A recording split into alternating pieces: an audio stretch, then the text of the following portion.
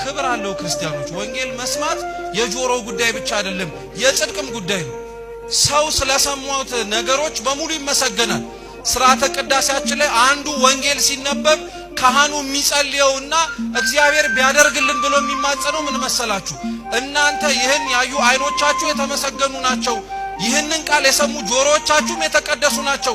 እናንተ የምታዩትን ያዩ ዘንድ ብዙ ነቢያት ጻድቃን ተመኙ፣ ግን አላዩም። እናንተ የምትሰሙትን ይሰሙ ዘንድ ብዙ ጻድቃን ነቢያት ተመኙ፣ ግን አልሰሙም አለ። እየሰማችሁ ነው። ወንጌል ቀላል አይደለም ማለት ነው። ክርስቲያኖች ተቀምጦ ሲሰማ በጣም ቀላል ነገም ልናገኘው የምንችለው የእድል ጉዳይ ይመስለናል። ግን ወንጌል እንደዛ አይደለም። ዛሬ የሰሙ ጆሮዎቻችን እንኳን የተመሰገኑ ናቸው። ወንጌል በመስማት ክብር አለው ማለት ነው። ስለዚህ የዮሐንስ ወንጌል ጸሎት ነው፣ መጽሐፍ ነው፣ ሶስተኛ ታቦትም ጭምር ነው። ምን አልኳችሁ? ታቦት በቁሙ በግዕዝ ግስ ሲበተን ታቦት ብቻ ማለት አይደለም። ብዙ ሰው ታቦት ምን ማለት ነው ሲባል የጽላቱ ማደሪያ ብሎ ቀጥታ ይተረጉመዋል። እሱ ትክክለኛ ነው። ታቦት ግን እንደ ቃሉ አገባብ የተለያየ ትርጉም ሊኖረው ይችላል። ለምሳሌ ታቦት ማለት መርከብ ማለት ነው። እየሰማችሁ ነው። ኖህ የሰራውን መርከብ በግዕዝ ታቦተ ኖህ ተብሎ ሲጠራ ኖህ የቀረጸው ታቦት ለማለት ሳይሆን ታቦት መርከብ ማለት ስለሆነ ታቦት ሙዳይ ምጽዋት ተብሎ ሊተረጎም ይችላል፣ ሳጥን ስለሆነ ማለት ነው። እኛ ግን የዮሐንስ ወንጌል ታቦት ነው ስንል መርከብ ነው ሳጥን ነው እያልን ሳይሆን ቅዱስ ሥጋውን ክቡር ደሙን ለመፈተት ታቦት ባይኖር የዮሐንስ ወንጌል እንደ ታቦት ሆኖ ይፈተትበት። እየሰማችሁ ነው። ስለዚህ አሁን ቤታችሁ ታቦት አለ እንደማለት ነው። መጽሐፍ ቅዱስ አላችሁ የላችሁ? ስለዚህ ዮሐንስ ወንጌል አለው የለው?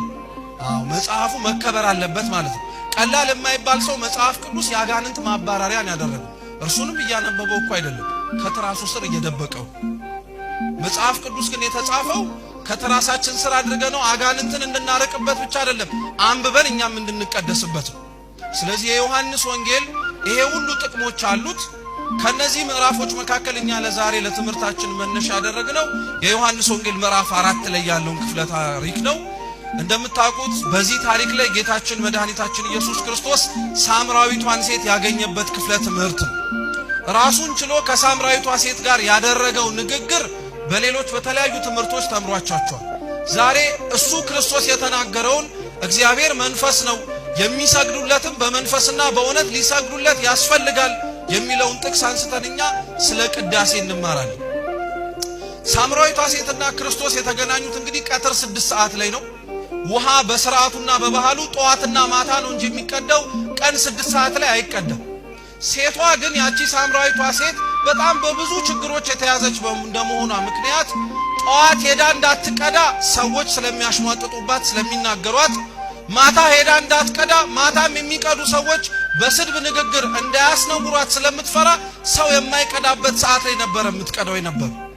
ሰው የሚያገኝበት ሰዓት ላይ ስትቀዳ ግን ክርስቶስ እርሷን ፈልጎ መጣ።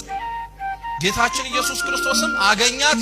ንግግራቸውን የጀመሩት በውሃ ነው። በምን አልኳችሁ? በውሃ ነው። ክርስቶስ ተጠጋትና ውሃ አጠጭኝ አላት። ያቺም ሴት ውሃው ጥልቅ እንደሆነና እሱም መቅጃ እንዳልያዘ አሳሰበችው፣ ነገረችው። ቀጠለችና እሱ አይሁዳዊ እንደሆነ ካለባበሱ አይታ አንተ አይሁዳዊ ነህ፣ እኔ ደግሞ ሳምራዊ ነኝ፣ እንዴት አድርገን ልንነጋገር እንችላለን አለችው። ክርስቶስ እንዲህ ነው ያላት፣ ውሃ የሚጠይቅሽ ማን እንደሆነ ብታውቂ ኖሮ አንቺ ራስሽ ውሃ ትለምኙ ነበር አለ። ከዛ በኋላ ክርስቶስና ያቺ ሴት በጣም ጥልቅ የሆነ ንግግር መነጋገር ጀመሩ። ስለ አምልኮት መነጋገር ጀመሩ። እናንተ በኢየሩሳሌም መሰገድ እንዳለበት ትናገራላችሁ፣ አባቶቻችን እና ያዕቆብ ግን በዚህ ቦታ ሰግደው ነበረ ብላ ያቺ ሴት ለክርስቶስ ነገረችው። ክርስቶስ ምን ብሎ መለሰላት ታዲያ? እውነት እውነት እልሻለሁ በዚህ የማትሰግዱበት ጊዜ ይመጣል አለ። በየት የማትሰግዱበት? አዎ፣ እስራኤላውያን አምልኮታቸውን ይፈጽሙ የነበሩት ይሁዳ ላይ በምትገኝ በአንዲት ቤተ መቅደስ ነበር። ክርስቶስ በዚህ ስርዓት አምልኮ የማትፈጽሙበት ጊዜ ይመጣል ያላት በሐዲስ ኪዳን ቅዳሴ የሚቀደሰው አንድ ቦታ ሳይሆን ብዙ ቦታዎች ላይ እንደሆነ ማስታወሻ እንዲሆናት።